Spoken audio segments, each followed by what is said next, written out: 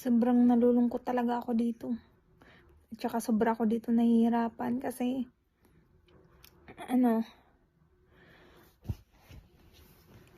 ayun nga na wala man lang ako kausap. At saka pag may nararamdaman ako sa katawan, wala lang sa asawa ko pag sinasabi ko.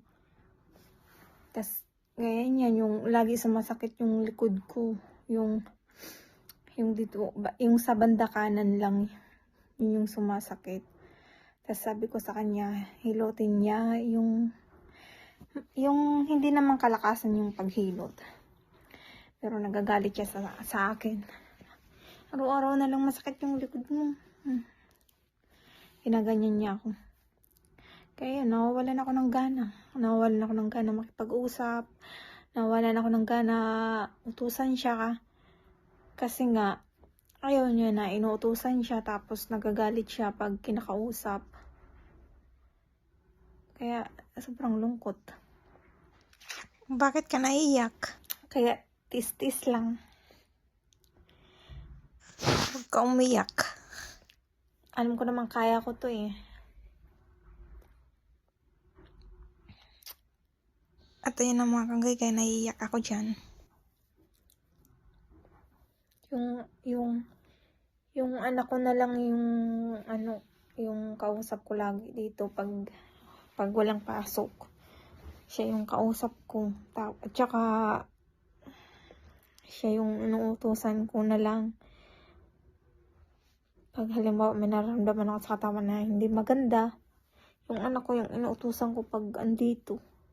Pag walang pasok. Kasi kung yung asawa ko, pag inuutusan ko kasi siya, pag andito siya, nagagalit siya sa akin. Pero pag siya yung mag-utos sa akin, kahit alam niya na buntis ako, pabalik-balikin pa ko niyan.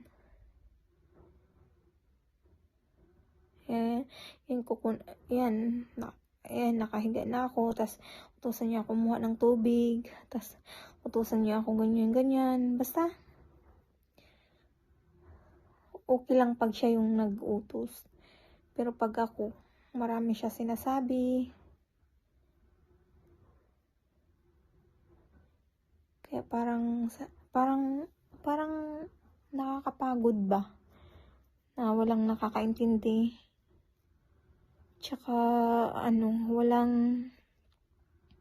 ayun na nga. Nagdadrama naman tayo. Alam ko naman na kaya ko to. Basta, para na lang sa mga anak ko at saka sa sarili ko. Kaya nananatili ako. Sige na mga gagay. Sige na.